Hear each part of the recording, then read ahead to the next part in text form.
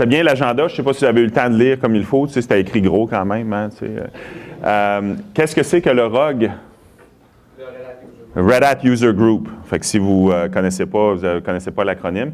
C'est sûr qu'on est un peu à l'étroit. Peut-être que le centre Vidéotron, parce qu'il y a bien de la place, ça a l'air qu'on pourrait peut-être considérer le centre Vidéotron pour la prochaine fois. Fait que c'est quoi? C'est dur d'avoir ça. C'est dur? Très occupé. Oh, on a des plugs. Ouais, c'est très occupé, c'est ça. Fait que, pour une première, c'est quand même très bien. Merci de vous être déplacé. Plus particulièrement, même si je couvre tout le pays, j'habite à Québec. C'est sûr que c'est le fun de voir. On n'était pas beaucoup au début chez Red Hat à Québec. Fait que c'est le fun de voir qu'il y a de l'engouement. Faisons en sorte que le Red Hat Day vienne à Québec plus souvent que le Red Bull Crash Ice. Je pense qu'on dérange un petit peu moins les gens dans le Vieux-Québec, fait qu'ils ne se plaindront pas. Là. Le clicker est ici. Fait que moi, je vais vous parler de transformation numérique, DevOps, innovation. C'est sûr que c'est des termes qui sont souvent galvaudés. Des fois, ça m'arrive de rencontrer des clients qui disent « Ah ouais, nous, on est DevOps, tout ça. » Puis finalement, quand tu creuses un peu, tu dis « Ouais, OK, c'est pas tout à fait ça que vous faites. » Puis pour nous, Red Hat, c'est sûr que c'est comme, je voudrais, le fondement de plusieurs de nos engagements avec nos clients. Ce qui nous a permis, Luc en parlait d'entrée de jeu, ce qui nous a permis d'avoir une croissance exceptionnelle, surtout si on compare, par exemple, à d'autres acteurs similaires à nous dans l'industrie, où c'est des croissances vraiment 5, 6, 7, 8 fois plus élevées au cours des derniers trimestres ou des dernières années, bien, c'est parce qu'on accompagne nos clients dans le changement. Pourquoi? Parce que le changement, bien, c'est partout. Il n'y a pas une industrie qui ne se fait pas déranger, qui ne fait pas face à disruption. Je m'excuse, j'ai traduit presque toutes mes slides. Il y a juste les graphiques ou tout ça qui est un petit peu plus difficile. Je vais utiliser des fois des termes en anglais, mais au mieux que c'est souvent parce que je ne connais pas l'équivalent en français, mais au mieux, je vais essayer de franciser tout ça. Puis cette perturbation-là, disruption, cette perturbation-là, bien, elle a lieu partout au Canada, dans le fond. Quand on regarde des acteurs comme, par exemple, si je prends Michel, par exemple, que je connais, Michel et moi, qu'on se lance une petite business, qu'on décide d'importer puis de vendre du vin, bien des chances que le gouvernement va nous arrêter. Mais si je suis Uber, si je suis Lyft, si j'ai des bonnes connexions comme le gars de Théo Taxi, il y a des chances que je sois capable de faire quelque chose. Puis vous voyez, on a la loi qui a été adaptée pour des Netflix, qui a été adaptée pour des fraudeurs qui sont dans des pays obscurs. On a des gens, le gouvernement de la Colombie-Britannique, pour ceux qui sont dans le secteur public, vous devez vous intéresser à ce qui se fait en Colombie-Britannique ou BC Developer Exchange. C'est, comme on dit, mind-blowing, c'est exceptionnel ce qui est fait. Imaginez, dans le fond, un environnement GitHub ouvert où tous les logiciels de mission qui sont maintenant développés en Colombie-Britannique sont entièrement open source. Vous pouvez aller vous-même, si vous n'avez rien à faire un dimanche matin, quand vous avez fini de pelleter, vous pouvez aller mettre du code, aller vous intéresser. Vous pouvez aller faire un petit 5, 6, 10, 15, 50 000 $ juste à écrire une couple de lignes de code puis contribuer à ces projets-là open source. Puis, et le code est là, il est partagé. Tout ça, on a des vidéos sur notre site Internet. Alex a toujours la petite vidéo sur son iPad. eHealth Ontario, même chose. Je veux dire, qu'est-ce qui est plus sécuritaire, régularisé que les plateformes de santé? Fait qu'on a des organisations comme eHealth, par exemple, Ontario, qui dit, bien, écoutez, la façon traditionnelle de faire les choses, ça ne fonctionne pas. Il faut aller plus vite. Alors, on va adopter DevOps, parce qu'on fait face à d'autres acteurs dans l'industrie qui vont beaucoup plus vite que nous. Quand on ramène ça dans le marché de Québec, par exemple, les compagnies d'assurance qui, maintenant, vont moduler les tarifs en fonction de petits devices connectés à Internet of Things. Fait qu'on le voit, ça arrive partout. Et ça a un impact économique. Donc, quand même qu'on soit dans le secteur public ou qu'on soit, par exemple, dans le secteur privé, ce qu'on dit, je ne sais pas si vous connaissez le S&P 500, c'est dans le fond la liste des 500 plus grosses capitalisations boursières aux États-Unis. Ceux qui font aujourd'hui cette liste-là, il y en a beaucoup qui étaient des organisations qui n'étaient pas connues. Il y a des gens qui étaient dans cette liste-là, Kodak, Smith Corona, je ne sais pas si ça vous dit quelque chose, des entreprises qui n'existent plus, right? Bien, alors, prenez-en qui sont là aujourd'hui dans cette liste-là, des entreprises qui n'existeront probablement plus parce que on dit que dans 10 ans, 75 % des entreprises qui vont être là-dedans, ça va être des Alphabet ou des Facebook, des entreprises bien là, aujourd'hui, ils sont dedans, ils sont très gros, mais dans 10 ans, vous en allez avoir d'autres, des entreprises qu'on n'a pas entendu parler. Alors, c'est sûr que peu importe votre domaine d'affaires, on fait face, dans le fond, à cette disruption-là, à cette perturbation-là. Et c'est, dans le fond, le meilleur repère qu'on a, c'est les Facebook, Netflix, Google, Amazon et autres de ce monde. Quand on regarde un petit peu ce qu'ils ont en commun, bien, ces gens-là, ils utilisent, il y a 4 choses qu'ils ont en commun, puis c'est ces 4 thèmes-là que je vais parler avec vous aujourd'hui. Oui, je sais qu'il y a une faute sur plateforme. Si vous ne l'aviez pas vu, là, vous allez la voir. Ça, c'est quand c'est ça, c'est moi, je suis Cheap Translator. Fait que, ils utilisent des plateformes cloud. Puis là, je regardais ça tantôt, j'ai dit, comment je peux faire une faute quand tu as juste un E à rajouter à la fin? Mais bon, ils utilisent des plateformes cloud. Ils ont adopté DevOps. Ils ont même inventé DevOps. Leurs applications ont des architectures modernes, puis ils utilisent l'open source. Vous allez trouver ces 4 choses-là en commun. Je suis sûr que si vous allez chez Facebook, vous ne trouverez pas qu'ils ont un gros Enterprise Licensing Agreement de renouveler avec les joueurs traditionnels de l'informatique que plusieurs clients ont commencé à détester. Fait que ça m'amène à la transformation numérique. Mais en fond, transformation numérique, nos clients qui ont beaucoup de succès, que je m'entretiens avec des CIO ou des responsables des VP Digital Transformation, ceux qui ont beaucoup de succès aujourd'hui, c'est ceux qui ont adopté, dans le fond, une façon de penser conforme à ça. En anglais, je pense que la première personne qui l'a dit, c'est le CEO, le président, donc le chef de la direction de AT&T, qui a dit « We're a software company that happen to be in the telco space ». Fait qu'on est une entreprise de logiciels, ça donne qu'on est dans le monde des telcos. Puis, eux autres, est-ce qu'ils font face à de la compétition de Google Fiber? Est-ce qu'ils font face à de la compétition de Skype et autres plateformes? Énormément, right? Et les Netflix et tout ça qui mettent énormément de pression sur leur réseau sur la bande passante. Et ici au Canada, c'est arrivé aussi. On a quelqu'un, donc le CIO de la Banque TD, qui a dit exactement la même chose. We're a financial services institution. We're a software company that happens to be a financial service institution. Ils comprennent que le software est en train de redéfinir, de changer leur monde. Ils savent qu'il y a du monde qui ont changé d'institution financière parce qu'ils n'étaient pas capables d'encaisser leur chèque en prenant une photo avec leur téléphone, puis que ça s'accentue encore et encore et encore. Ça a énormément d'impact dans le monde de l'assurance. Ça a énormément d'impact dans le monde de l'épargne, également avec les conseillers robots. C'est beau tout ça, mais si on ne change pas nos façons de faire, une ligne de code qui est écrite, ça a bien beau être le logiciel le plus révolutionnaire, tant que le code n'est pas en production, il n'amène aucune valeur, right? Il n'amène pas de valeur à mon organisation. Fait qu'il faut développer des meilleurs logiciels plus vite. Puis ça tombe bien parce que DevOps semble être une approche ou une philosophie ou un processus, appelez ça comme vous voulez, qui a du succès. Qu'est-ce que c'est DevOps? Qui est full swing avec DevOps ici? Là? Vous n'avez rien à apprendre sur DevOps, vous êtes vraiment à pleine vitesse. Qui n'a jamais entendu parler de DevOps? Ça, c'est gênant. Oui. OK. Je vais arrêter tout de suite. Nous, dans le fond, ça fait des années qu'on travaille avec ça. Moi, j'ai eu le plaisir de travailler, je pense, sur un des premiers projets qui était vraiment structurant avec la plus grosse compagnie d'assurance au monde, où on a livré quelque chose de tout à fait phénoménal à une vitesse exceptionnelle. Et qui a fait que dans un pays, aux Pays-Bas, par exemple, on est arrivé avec une app qui a complètement changé l'industrie de l'assurance et on a capturé, c'est un peu le principe du iPhone, on a capturé 70% du marché, 90% du profit en l'espace de quelques semaines. DevOps, c'est quoi? Bien, c'est transformer, dans le fond, c'est un processus industriel, c'est transformer la façon dont on développe du logiciel, transformer la façon dont on provisionne l'infrastructure en dessous, qui peut être le cloud ou peu importe, l'infrastructure en dessous qui soutient notre logiciel, dans le but que ça devienne un processus, une chaîne d'assemblage complètement automatisée. Je le dis tout le temps, il y a une raison pour laquelle une Toyota Corolla, c'est beaucoup plus fiable qu'un Aston Martin. Je ne parle pas en connaissance de cause, je n'ai pas d'Aston Martin, mais on dit que c'est... Ou une Jaguar, mettons. Mais là, quoi que les nouvelles Jaguars, depuis que c'est indien, ça a l'air que c'est fiable. Cela dit, c'est qu'il y en a un qui est fait à la main, puis il y en a un autre qui sort d'une usine qu'ils en font 10 000 par semaine ou 10 000 par mois, peu importe, right? Je veux dire, c'est pas possible que si la pièce, le bumper, il ne rentre pas, de pousser, donner un petit coup de marteau, peu importe, parce qu'il n'y a pas de marteau à la station, right? Tout arrive parce que c'est programmé. Donc, mon logiciel est développé, il vient s'asseoir sur l'infrastructure, c'est des petits blocs, et si jamais j'ai des problèmes, je peux enlever ces petits blocs-là, les remplacer, et ça me permet d'aller plus vite. Fini le temps où on va architecturer pendant 1 an, on va définir, puis qu'on va arriver 3-4 ans plus tard, puis finalement, le logiciel qu'on va lancer est complètement déphasé par rapport par rapport à la réalité, mais ou encore que, par exemple, on va développer un super beau logiciel, mais que ça ne s'en va jamais en production parce que ce n'est pas capable de suivre.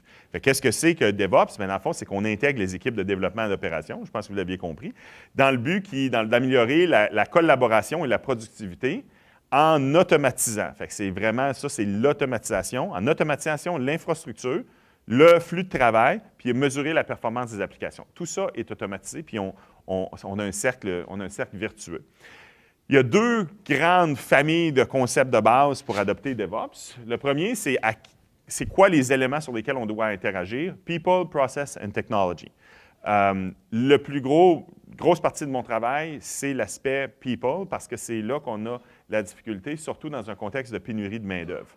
Donc, c'est sûr que même si vous mettez des offres d'emploi pour dire hey, « moi, je veux des développeurs full stack qui ont 3 ans de DevOps », vous n'en trouverez pas. C'est difficile à trouver. Le mieux qu'on peut faire, puis c'est le fun chez Red Hat, on a les ressources pour le faire. J'ai mon collègue Jean-François qui va vous en parler après la pause, qu'on peut prendre les ressources existantes et, dans le fond, vos développeurs existants et les amener vers ça. Ensuite de ça, bien, si je n'ai pas mon usine, je veux dire, je ne peux pas mécaniser le travail manuel, right? Je vais me construire aussi une belle petite usine entièrement automatisée. Puis, naturellement, je vais adapter mes processus. Je ne vais pas essayer de rénover mes trucs que j'ai là. Ça ne fonctionnera pas, ça va me ralentir. Je vais plutôt me repartir une belle petite stack à côté. Ensuite de ça, la façon dont on essaie de le faire, c'est des étapes à suivre. On essaie de standardiser, d'automatiser, puis ensuite de ça, de s'améliorer continuellement. Là, on a un processus dans le fond. Et ça, je vous dirais là, que c'est, nous, on fait des workshops. Si vous voulez en apprendre plus, on fait des workshops spécifiquement sur ce sujet-là, notamment avec Martin Sauvé qui présente après le lunch, pour aider nos clients à dire, OK, vous comprenez bien, on essaie de trouver des use cases, puis on sait que le succès est contagieux, donc on va tout simplement trouver 1 ou 2 use cases, puis on va faire une couple de sprints ensemble, puis livrer un vrai produit, puis bâtir un momentum, puis normalement, ça fonctionne très bien, on va avoir des super beaux exemples. Là, j'en entends qui disent, ouais, mais c'est beau, on est correct, on développe vite parce qu'on est agile. Bon, l'agilité, c'est dans le fond l'équilibre entre les lignes d'affaires et les développeurs. Donc, c'est un processus qui intervient dans la création du logiciel. DevOps, vous pouvez avoir adopté Agile, parfait, c'est le fondement. DevOps intervient entre les développeurs et les opérations. Donc, le temps où le développeur, beau petit package, ça marche très bien, ça marche très bien dans le lab, ça passe les tests, puis naturellement, vendredi, 4h59, on transfère ça, PM, on transfère ça aux gens d'opération qui, tiens, organise-toi avec ça, mon ami. Bien, dans le fond, dans un processus DevOps, tout ça est entièrement automatisé et les gens font partie d'une même équipe. Si vous avez des gens si vous avez encore une équipe Ops et une équipe Dev, ne faites pas de DevOps. Si vous dites, ah, moi, j'ai mon équipe DevOps, mais ça, c'est juste du monde. OK, là, tu te poses la question, ça, toi, tu travailles où? Moi, je travaille dans l'équipe de Ops. Puis là, finalement, tu fais le tour, c'est tous des gens de Ops. Vous n'avez pas une équipe DevOps. Vous créez une nouvelle équipe, vous avez des gens qui arrivent des 2 anciennes équipes qui font maintenant partie de cette équipe-là, ils sont dotted line à leurs anciennes organisations ou vice-versa. Donc, ou prêt de service, si vous êtes dans la fonction publique ou peu importe. C'est comme ça que ça fonctionne. Sinon, je veux dire, vous faites juste rebrasser toujours la même sauce. Fait qu'on essaie de passer d'agile, puis c'est correct qu'il y a des organisations qui doivent vivre leur moment agile, vers le continuous integration. Ça, c'est facile à faire à l'intérieur de l'équipe de développement, vers le continuous delivery. Encore une fois, là, ce n'est pas pire. On est capable de regarder ça dans l'équipe de développement. Puis, dans le fond, quand on est DevOps full swing, c'est qu'on fait du continuous deployment. Donc, on déploie en continu. Fait que plusieurs fois par jour. Puis, dans le fond, un gros software, c'est la somme de plein de petites releases. Ça fonctionne-tu, cette patente-là? Ben oui, ça fonctionne. Il y a des organisations au Québec, du secteur public, des entreprises de services financiers, des entreprises privées qui l'adoptent. Il y a des études à chaque année. Oui, on est capable de releaser du code. Puis là, si vous êtes capable de faire juste 1 % de ça, des fois, c'est un gros accomplissement. Un déploiement par jour. Puis quand on fait des nouvelles releases, bien, on n'a pas de panne, fait que ça va mieux, c'est plus stable. Puis on est capable si jamais on a des pannes, on est capable de reprendre plus vite. Puis, ah oui, non, mais nous autres, c'est vraiment mission critical, nos affaires. Pas de problème. Moi, j'ai un client référence publique, TELUS. On utilise la philosophie DevOps pour faire toutes les mises à jour dans le réseau. Le cœur du réseau de téléphone cellulaire. C'est quelque chose qui est plus mission critical que ça? 99, puis il y a 5 chiffres après la virgule. Puis ça fonctionne très bien. Mais on n'est pas des amateurs, on travaille avec nos clients, on enable nos clients, puis ensemble, on a bâti vraiment un bon processus qui fonctionne bien. Puis ça commence dans la tête, ça commence ici. DevOps, c'est un état d'esprit. C'est une philosophie. Moi, je dis c'est bien plus une philosophie qu'un processus, dans le fond. Puis c'est là où on peut intervenir. Comme je disais, Jean-François va vous en parler.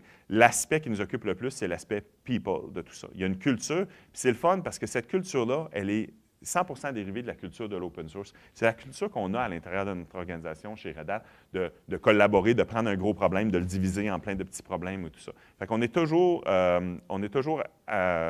intéressé à partager nos expériences avec vous. Fait que j'ai DevOps, open source, newly architected application, puis cloud. Fait que là, je suis rendu à l'aspect open source. Bien, l'aspect open source, dites-vous que l'open source, là, c'est des millions de projets. OK? Puis ce n'est pas parce que c'est open source que c'est bon. Il y a plein de projets open source qui arrivent, puis qui meurent, puis tout ça. Fait que, mais d'un autre côté, toutes les technologies innovantes qu'on voit ces temps-ci, si vous connaissez, si vous êtes sur la planète Terre, vous avez peut-être entendu parler de Docker, vous avez peut-être entendu parler de Kubernetes ou d'OpenStack, même Linux. Je veux dire, c'est toutes des technologies qui arrivent du monde open source, right? Et c'est exactement, comment je peux dire, il faut choisir les bons projets et tout ça. Fait, mais tu sais, dans le fond, qui parle de DevOps dit forcément utiliser de l'open source. Puis ma citation, je m'excuse, les slides, probablement que c'est la version de PowerPoint, là, ça n'a pas bien sorti. Ma citation, c'est DevOps lives the open source lifestyle. Je veux dire, si vous êtes considéré faire du DevOps, vous êtes en train de regarder une stack d'un vendeur logiciel à trois lettres avec un legacy à protéger, vous ne deviendrez pas même DevOps. Fait que et ça tombe bien parce que l'open source, imaginez, croyez-le ou non, c'est exactement ce qu'on fait dans la vie. Fait qu'on prend le meilleur de l'open source et on le package d'une façon à ce que ça devienne consommable par nos clients qui ont d'autres choses à faire que d'assembler, que de compiler le code de l'infrastructure, parce que l'infrastructure, ça devient de plus en plus de la commodité. Fait que ce qui permet à vos gens de TI de se concentrer sur ce qui a vraiment de la valeur, le code, le software, et non pas sur l'infrastructure qui est en dessous. Et tout ça, c'est open source. Il n'y a pas, nous, on ne prend pas l'open source puis on met un proprietary software wrapper autour. On ne fait pas ça. Parce que ça ne sert à rien, parce qu'on fork l'innovation. Alors, nous, on fait vraiment comme il faut, en prenant ça, puis en packageant, puis en vous donnant accès au latest and greatest. Puis si vous n'êtes pas content, bien, dans le fond, vous avez juste à arrêter de payer. Votre logiciel, il va encore rouler, right? Mais ça n'arrive pas, parce que les clients sont contents, ils voient de la valeur. Fait que ça tombe bien parce que, bon, c'est plus compliqué que ça un peu. Ça tombe bien parce que, dans le fond, les clients le voient, puis on dit qu'il y a une majorité d'organisations qui disent, ben oui, moi, pour DevOps, là, je m'en vais vers de l'open source supporté, puis pour mon cloud, c'est ça que je fais avec Red Hat. Mais là, ouais, là, vous allez me dire, ouais, mais nous autres, on n'est pas un Silicon Valley startup, on est une grosse compagnie, on est un gros ministère, puis il faut continuer à rouler, là, nos affaires. Bien, ça tombe bien parce que c'est là que le cloud peut vous aider. Et là, qui est familier avec le concept de Bimodal IT? Une personne. Parfait. Fait que, je dis familier, c'est capable de venir sur le stage et en parler. Là. C'est bon. Pas de problème. Hein? Ah, c'est vrai, c'est moi qui te l'ai expliqué. Ouais, c'est bon, c'est bon. C'est bon, excellent. C'est bon. Michel, tu me déçois parce que j'ai présenté ça l'autre jour. Alain aussi, là. Bon, OK, c'est bon, les gars, vous ne serez pas montés. Parfait. OK, bon, c'est bon, ouais. Si je prends une VM puis je la roule dans Azure, c'est-tu du cloud? Non. C'est de la virtualisation délocalisée. OK? Ce n'est pas du cloud. Parce que, je m'excuse pour notre ami d'IDC, c'est Gartner qui est arrivé avec ça. IDC, you have your own acronym. That's the third platform. With Gartner, it's something else. Parce que, dans le fond, le mot DevOps, puis Agile, puis Cloud, ça ne rentrait pas bien dans la tête du CIO américain moyen, là. Gartner, parce que pour justifier leurs tarifs, il faut qu'il y ait leurs propres petits buzzwords. Ils sont arrivés avec ça, puis moi, j'aime beaucoup ce buzzword-là. Là, nous, on a tout appris l'informatique avec le mode 1. Le mode 1, c'est quoi? C'est un Microsoft Exchange, SQL Database ou peu importe. C'est un stateful application. Toute la haute disponibilité, elle vient de l'infrastructure en dessous de l'application. Quand ton application est au maximum de sa capacité, tu peux juste la mettre dans une plus grosse VM. Puis quand tu es arrivé au bout de ton serveur, tu m'amènes dans ta poche, puis là, tu achètes des quadruple power supply, puis ah ouais, mon ami, tu mets tout ton argent dans leur hardware, puis là, ton application, elle va être en haute disponibilité. Puis tu gères le cycle de vie de tout ça en années, ou en tout cas plusieurs mois. C'est pas ça du cloud. Quand le cloud est arrivé, là, c'est que c'est des applications écrites dans des langages moderne, Node.js, HTML5, Ruby, Python ou peu importe, la haute disponibilité est bâtie dans le code de l'application. Pensez au serveur Netflix. Fait que le serveur Netflix, c'est une app, un seul serveur. Le serveur Gmail, c'est une app qui est déployée sur des milliers de operating systems. Ce n'est pas un OS, une app en cluster. C'est une app qui s'étire. La scalabilité est bâtie dans l'application, fait que tu peux rouler ça sur des petits serveurs pas chers, tu peux rouler ça à plusieurs endroits en même temps. Tu vas mettre ton argent, pas sur ton hardware, tu vas mettre ton argent sur tes développeurs qui vont développer une meilleure application qui va être résiliente. Puis, parce que tu as mécanisé la façon dont ton application est assemblée, tu as plein de développeurs qui écrivent des petits bouts de code, j'ai un beau CI/CD pipeline, Continuous Integration, Continuous Deployment, qui assemble ça ensemble, bien, je peux avoir plein de développeurs disparates qui vont travailler sur tout mon code, puis qui vont assembler ça ensemble. Puis là, j'ai ma belle usine qui va mettre tous les petits morceaux ensemble, puis je release. S'il y a un problème, je reviens en arrière, puis c'est juste un petit bouton. Fait que c'est ça du vrai cloud. C'est conçu pour des applications mode 2. Je peux glorifier ma virtualisation pour que ça devienne, dans le fond, ça ressemble à du cloud, mais je vais juste avoir glorifié ma virtualisation. Fait que le cloud, ça commence dans vos apps qui, ensuite de ça, vont descendre vers ça.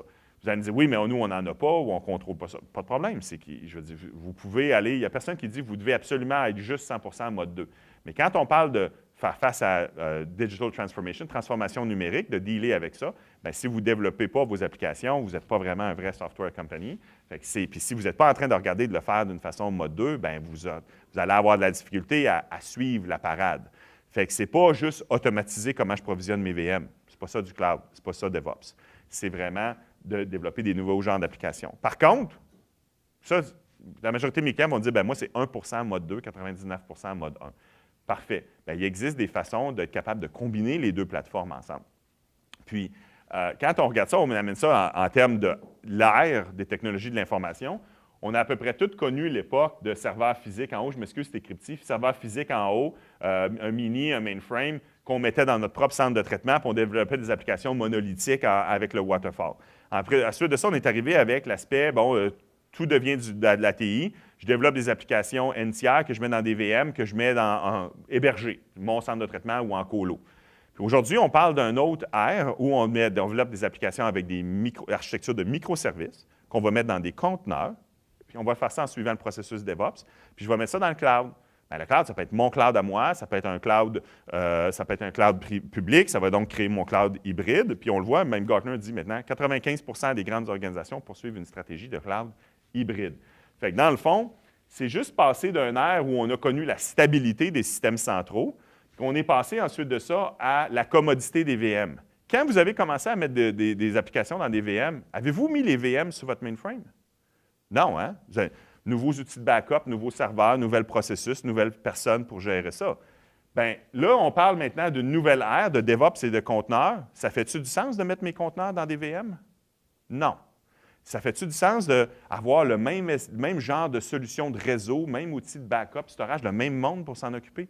Pas plus. Voyez ça comme un autre ère, et c'est un autre type de plateforme, d'autres types de paradigmes, parce que si vous essayez de mélanger les deux, c'est comme si vous aviez essayé de mettre vos VM sur le mainframe. Oui, il y a du monde qui fabriquait des mainframes qui essayait de convaincre le monde qu'on pouvait rouler ça, mais aujourd'hui, je pense qu'il n'y a pas grand monde qui a ça en production.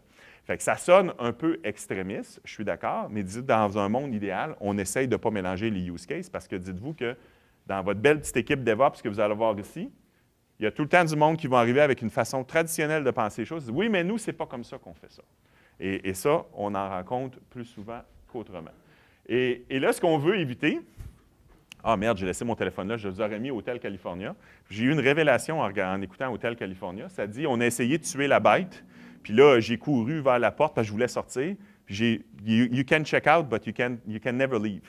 Fait que tu peux check out, mais tu ne peux pas quitter l'hôtel. Ce que je dis à mes clients, c'est dans un concept que vous bâtissez votre cloud hybride pour vous servir de DevOps, pensez que c'est beaucoup plus facile pour vous de bâtir votre cloud privé et selon vos conditions et de l'étirer vers l'externe que de prendre le cloud public puis de le rentrer à l'intérieur. Parce que sinon, vous allez souffrir le syndrome Hotel California ou le syndrome Netflix. Netflix, c'est quoi? Qui est le plus gros compétiteur de Netflix? Amazon Prime Video, right? Et ça tombe bien parce que Netflix, ils ont tous bâti leur application sur Amazon. Fait que dans le fond, 59% de leurs dépenses TI à chaque mois s'en va à alimenter leurs plus gros compétiteurs. Pourquoi? Parce que quand ils ont développé, ils ont utilisé toutes les API propriétaires d'Amazon, puis là, ben, they can check out, but you can never leave. Alors, ils sont pris à l'intérieur. À partir de, si vous avez Spotify ou quelque chose comme ça, 4 minutes. À partir de la 4e minute, écoutez les paroles, c'est merveilleux. Fait qu'on a essayé de sortir de là, mais on est pogné. Fait qu'on ne veut pas souffrir le syndrome Netflix au Hotel California. Utilisez, mon collègue Martin va vous parler d'OpenShift. Vous définissez votre propre plateforme, votre propre plateforme à vous, que vous pouvez tirer sur le cloud public, que vous pouvez avoir on-premise, vous pouvez tirer sur plusieurs clouds publics. Vous définissez votre cloud à vous selon vos conditions. C'est pour ça qu'on parle beaucoup d'OpenStack, c'est pour ça qu'on parle beaucoup d'OpenShift et de Kubernetes, par exemple. Fait, comment on fait tout ça? Bien, nous, en tout cas, on n'a pas la science infuse, c'est clair, mais il y a différentes approches et différentes pratiques. Vous vous souvenez que je vous ai parlé, dans le fond, de cloud, DevOps et tout ça, bon, qu'est-ce que les Silicon Valley startups peuvent utiliser. Mais vous, dans le fond, si vous êtes une organisation traditionnelle, vous n'êtes pas un startup, vous avez un actif, vous êtes une banque. Vous avez un actif que les startups n'ont pas. Vous avez déjà des applications mode 1, vous avez déjà de l'information, une mine d'or. Moi, je veux dire, ma banque connaît bien plus de choses sur moi que PayPal. Et dans le fond, il y a des actifs informationnels là, il y a une valeur. Et c'est avec ces actifs-là qu'ils peuvent, dans le fond, se différencier face à des PayPal ou peu importe. Puis ça m'est arrivé hier, c'est drôle. Dans le fond, je reçois un appel de ma banque qui me dit, bien, vous avez de l'argent dans votre compte chèque. On a justement une promo sur un dépôt à terme. J'ai-tu l'air d'un gars qui fait des dépôts à terme? Mais quand même, tu sais, je veux dire, j'aurais jamais vu ça avant. Je pense que la banque commence à fouiller pour voir si tu as de l'argent puis si tu peux être susceptible de tout ça. Puis là, je veux dire, c'est quand même assez spécial, mais PayPal ne m'appellera pas pour me dire que je vais faire de l'argent. Même Tangerine, je peux faire un dépôt à terme. Tu sais. Fait que, ou que c'est la saison des REER, puis que voici combien d'argent on pense que vous pouvez économiser. Il y a énormément de trucs qui peuvent être faits. Et dans le fond, bien, par où est-ce qu'on commence? C'est souvent ça que j'entends. Philippe, par où est-ce qu'on commence? Bien, moi, je vous dirais, qui dit DevOps dit une obsession pour l'automatisation. Et dans le fond, essayez d'augmenter votre efficacité en automatisant ce que vous avez déjà.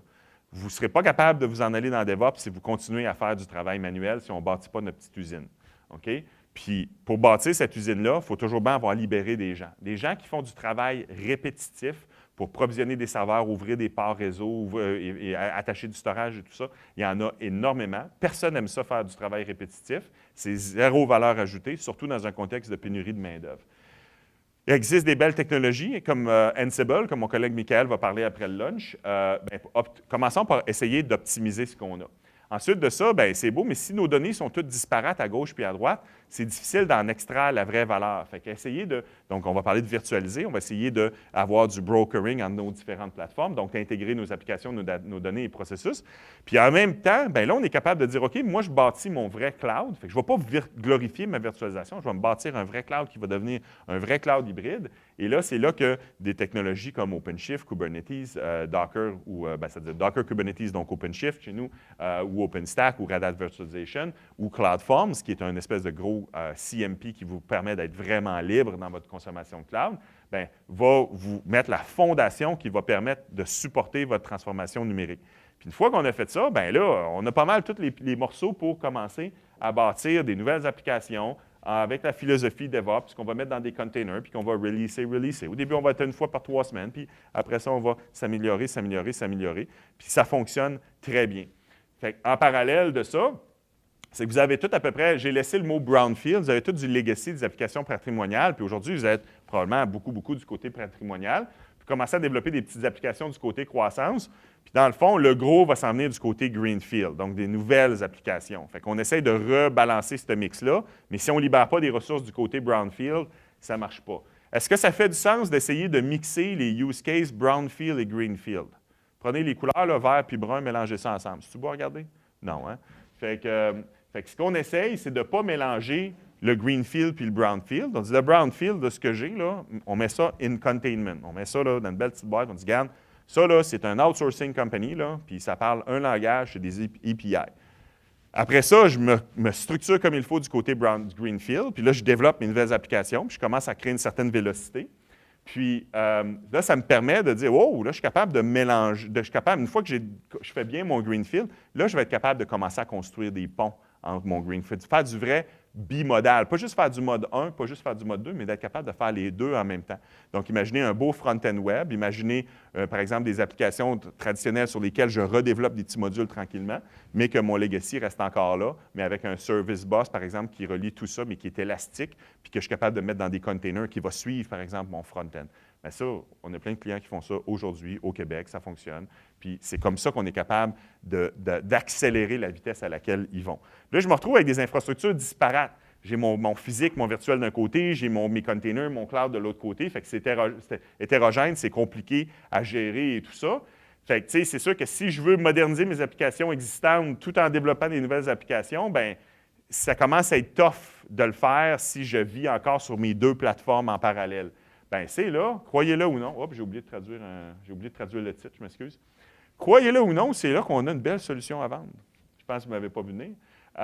Bien, c'est sûr que ce qu'on vous parle aujourd'hui dans le courant de la journée, dans le fond, c'est comment est-ce qu'on est capable de coller tous les morceaux ensemble, de faire en sorte que votre VM traditionnelle, qui suit certains processus, certains workflows, certaines gouvernances, vos containers, sur lesquels je dois, la sécurité est tout aussi importante. Qui dit container, on appelle ça, les gens disent souvent un Docker container parce que c'est un format, mais en réalité, on appelle ça un Linux container. Un container, c'est un subset du système d'exploitation Linux. Il faut toujours bien que ça soit patché, updaté, puis que vous allez avoir les mêmes enjeux de sécurité que dans le monde physique, tu sais. Mais vous allez l'avoir fois 1000 ou fois 100 parce qu'une application qu'on met dans des containers, j'ai 100 fois plus de containers que j'aurais dans une plateforme physique ou 10 fois plus qu'une plateforme virtuelle. Fait que c'est sûr qu'en étant, dans le fond, en collant tous mes morceaux ensemble sur une belle plateforme Open Hybrid Cloud de Red Hat, bien, ça me permet d'automatiser mon traditionnel, d'avoir ma fondation Container DevOps et d'automatiser mon aspect Greenfield, d'être capable de connecter mes données, connecter mes process Greenfield et Brownfield ensemble, puis d'être capable, dans le fond, de développer des meilleurs logiciels plus vite, d'une façon agile, en étant vraiment capable de dire, OK, bien, toute ma valeur ajoutée, elle va dans mon code, elle ne va pas nécessairement dans mon infrastructure, fait que je suis capable d'innover plus vite. Vous ne me croyez pas? Pas de problème, je vous dis, workshop, on s'assoit ensemble, on fait des workshops, on fait une petite preuve de concept, ça fonctionne. Je termine là-dessus. Bien, pourquoi Red Hat? Bien, parce que je pense qu'on a tous les morceaux pour vous aider. Une bonne fondation d'infrastructure as a service. On n'a jamais autant parlé d'OpenStack. OpenStack a eu comme une grosse hype. Là, les gens, c'est complexe, c'est pas pour tout le monde, c'est vrai. Moi-même, j'essayais de beaucoup décourager les gens qui n'avaient pas des bons use cases pour ça. Là, on se rend compte, wow, les plateformes de virtualisation traditionnelles commencent à nous réduire le nombre de choix, commencent à coûter cher, ça commence à se complexifier. Bien, peut-être que finalement, OpenStack, c'est de plus en plus un bon Software-Defined Data Center solution. En réalité, c'était le premier Software-Defined Data Center. Et alors, on n'a jamais autant parlé d'OpenStack, on n'a jamais autant parlé de virtualisation de storage. Par-dessus ça, je suis capable d'asseoir ma chaîne, mon CI/CD pipeline, puis tout mon environnement DevOps avec OpenShift. Je suis capable de containeriser aussi des applications traditionnelles, fait que ça, c'est le fun. Et après ça, bien, j'ai toute la suite de middleware qui va me permettre à mes développeurs d'être plus productifs et de connecter mes deux environnements. Tout ça, je le fais dans un contexte où, quand même, qu'est-ce qu'on vend chez Red Hat, nous, de la stabilité. Fait que je le fais dans un contexte où j'aide mes clients à automatiser, à mettre tout leur processus, leur gouvernance ensemble, de gouvernance et de monitoring ensemble, et dans le fond, fournir des bons outils de développement, tout ça basé sur l'open source. Fait qu'on est rendu là. Ceux qui connaissaient Red Hat juste pour le système d'exploitation, le système d'exploitation, c'est juste une petite boîte en bas à gauche. Aujourd'hui, on a une stack complet, 100% basé sur l'open source. C'est quand même un gros accomplissement pour nous. Puis ça, c'est grâce à vous, nos clients. Fait que je termine là-dessus. Bien, pourquoi le faire? En réalité, c'est bien beau. J'ai bien beau avoir le catalogue de produits le plus complet. Si je n'apporte pas de la valeur à vous, ça ne donne absolument rien. Bien, c'est là où on est capable de bien balancer, dans le fond, maintenir la technologie qu'on a avec des standards entreprises, mais être capable aussi d'avoir une plateforme qui va me permettre d'innover. J'automatise, je vous dis, on a une obsession pour l'automatisation. Le but, c'est de diminuer la complexité. Plus on automatise, moins il y a de risques à l'erreur. Les Chief Information Security Officers, c'est mes meilleurs amis parce que c'est facile de démontrer que quand je l'automatise, les choses arrivent pour une raison spécifique et donc, je suis capable d'avoir une bien meilleure gouvernance. Je suis capable d'éviter de me locker in un modèle de fournisseur unique. Nous, on croit qu'on n'a pas le monopole des bonnes solutions. On a un excellent outil d'automatisation, Ansible, mais on fonctionne aussi bien avec Chef, Puppet ou SaltStack, par exemple. Personne n'a le monopole des bonnes solutions. Je n'ai pas avantage à vous locker in sur une plateforme, c'est à vous de choisir, à vous forcer d'utiliser mon storage ou vous forcer d'utiliser mon networking. On aide nos clients à augmenter. Donc, ça vous permet d'aller plus vite dans un monde software-defined, puis surtout d'adopter l'innovation plus rapidement. On l'a vu dans le monde des containers. Plein de pourfendeurs, de gens disaient « Ah non, Kubernetes, ça va nulle part » ou « OpenShift, ça va nulle part ». On a commencé à travailler sur Kubernetes avec Google il y a 3 ans ou 4 ans maintenant. Puis aujourd'hui, la guerre est terminée. C'est Kubernetes qui a gagné au niveau orchestration container. On n'entend plus parler du tout des autres plateformes. Même les gens qui disaient, les Bluemix et Pivotal et autres de ce monde qui disaient « Ouais, ça s'en va nulle part, c'est pas solide », c'est drôle parce qu'aujourd'hui, ils font la promotion de Kubernetes. Mais j'ai 3 ans, j'ai 4 ans. On a 4 ans d'avance avec notre communauté open source là-dessus. Fait qu'on vous donne le meilleur tout de suite. Et dans le fond, bien, ça vous permet de réduire le déficit technologique, mais ça vous permet aussi de vous assurer que on future-proof votre investissement. On a des plateformes. Moi, je n'ai pas de legacy à protéger. Le roadmap de nos produits n'est pas géré par un gestionnaire de produits dans une tour d'ivoire quelque part en Californie, là. Fait que quand on a dit « Oh, les containers arrivent », il y en a qui voyaient ça comme une menace pour les plateformes de virtualisation. Bien, nous, la communauté open source a dit non, on va faire ça cohabiter ensemble et tout ça. Puis nos produits comme CloudForms permettent de gérer des containers et permettent de gérer des VM depuis 2 ans. Donc, vous voyez, je future-proof, on future-proof votre investissement. Puis tout ça, dans le fond, bien, puis ça n'a pas de valeur si on ne transforme pas les façons de faire chez nos clients. Fait que c'est ce qu'on fait. On vous aide, dans le fond, à devenir plus agile, infrastructure agile et à adopter un processus DevOps.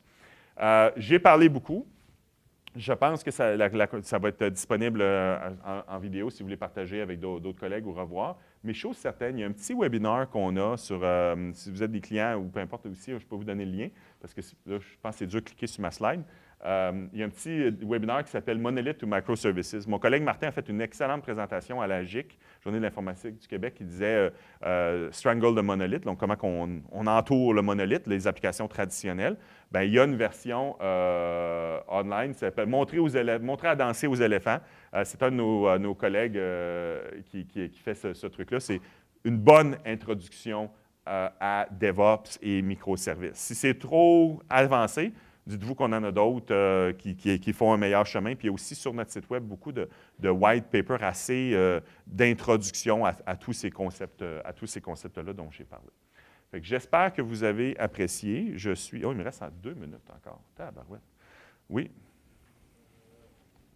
À partir de 0, traditionnellement, une entreprise professionnelle jusqu'à l'armée DevOps, combien de temps qu'on peut espérer quand on a des postes dans le secteur public? Ouais. Parce que quand on a des boss un peu fileux, personnel en manque d'effectifs, un peu en manque d'effectifs, donc qui travaillent peut-être une journée par semaine sur des projets. En combien de temps on peut espérer tomber en réel DevOps? J'apprécie que vous n'avez pas arrêté votre phrase en disant « il travaille une journée par semaine ». C'est propre à chaque organisation. Ce que je peux vous dire, Jean-François va vous parler, ou je reviendrai peut-être en parler de eHealth Ontario, c'est un meilleur exemple, au gouvernement de la Colombie-Britannique. L'idéal, le succès, c'est contagieux. Puis quand on a adopté DevOps, c'est démontrer qu'on est capable de faire du meilleur software plus vite, moins d'erreurs.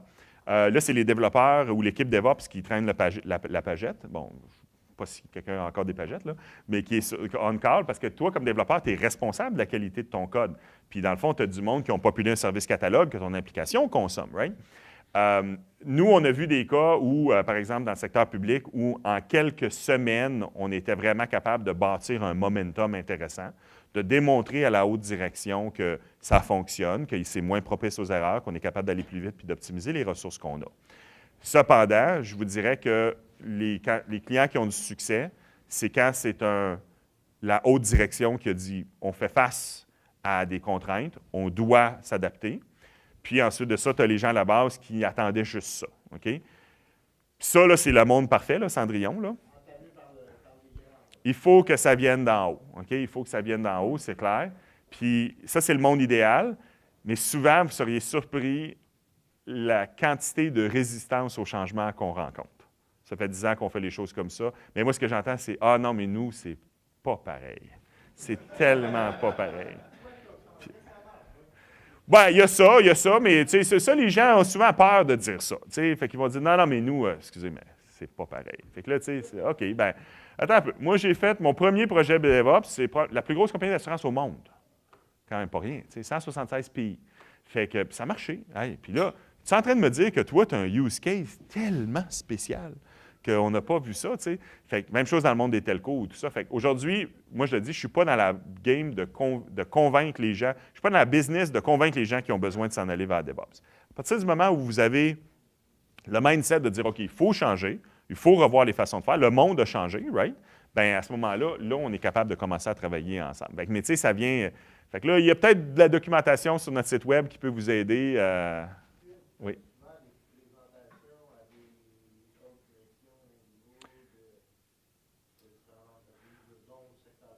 Oui, moi, je suis payé pour faire ça en plus. Fait qu'il me paye en plus. Je le ferais bénévolement, mais ça a donné comme ça. Fait que c'est ma job. Fait que oui, on le fait, puis ça fonctionne bien. On a une belle réceptivité. Puis, comme je le dis tout le temps, c'est de trouver les trucs, trouver le petit use case. En Colombie-Britannique, on a commencé avec une application qui était pratiquement là, dans le temps, là, Microsoft Access standard. Là, fait qu'il fallait redévelopper. Puis là, les gens disent « Wow, attends un peu. » Puis on a pris des gens qui sont sortis des différentes équipes pour faire ça, avec la bonne plateforme en dessous, les bons outils. La beauté de ça, c'est sûr que j'ai un biais parce que je travaille chez Red Hat, c'est qu'au moins, l'aspect de l'usine, la plateforme en dessous, pour nous, c'est réglé. Je suis capable de te mettre... Puis, dans le fond, si vous connaissez le cloud, connaissez-vous le film, je ne sais pas c'est quoi le titre en français, Field of Dreams? C'est une phrase de « Build it and they will come ». Bon, on a essayé ça avec le centre Vidéotron. Ça va marcher, parce que les jets, ça a pris 7 ans, je pense. En tout cas, je me plais à croire que ça va marcher. Dans ce contexte-là, le cloud, ça vient du concept « Build it and they will come ». Vous ne trouverez pas un data center vide. OK? Amazon, là, ça a commencé quoi? Ils ont mis une plaquette de services, sachant pas si quelqu'un allait le consommer. Puis encore, à chaque semaine, ils lancent des services, puis ils en enlèvent, puis les gens le consomment. Right? Bien, si vous bâtissez votre plateforme en dessous, parce que vous avez une certaine réceptivité, les gens vont commencer à l'utiliser. Souvent, vous allez trouver des gens qui disent « Ah oui, non, mais moi, ah oui, ah oui. » Ça dépend toujours de la taille. C'est sûr que si votre équipe TI, c'est 4 personnes, bien, peut-être que ça... Mais si vous avez une bonne taille parce que vous avez des problèmes, comme vous dites, bien, à ce moment-là, c'est sûr que ça peut fonctionner. Ça répond à votre question? Fait que moi, si vous m'invitez, là, Alex amène souvent les gros patentes, le cargo team, là. Fait que, il y a du café en masse, là, je suis bon de 2-3 heures. Ah, je parlais de toi. D'autres questions? C'est bon? Fait que ça met bien la table. Si vous nous invitez, ça va nous faire plaisir d'aller discuter avec vous. Comme je disais, on a différentes façons. On croit beaucoup à essayons de trouver quelque chose, un petit projet sur lequel on peut collaborer et tout ça, faire des workshops, faire de l'évangélisation auprès de la haute direction ou peu importe. Puis, d'un autre côté, pour qu'on arrive au même lieu, au même moment, bien, il y a énormément de ressources disponibles auprès de mes collègues ainsi que sur notre site Web pour, dans le fond, augmenter votre degré de connaissance de tout ça. Alors, merci pour votre belle écoute ce matin.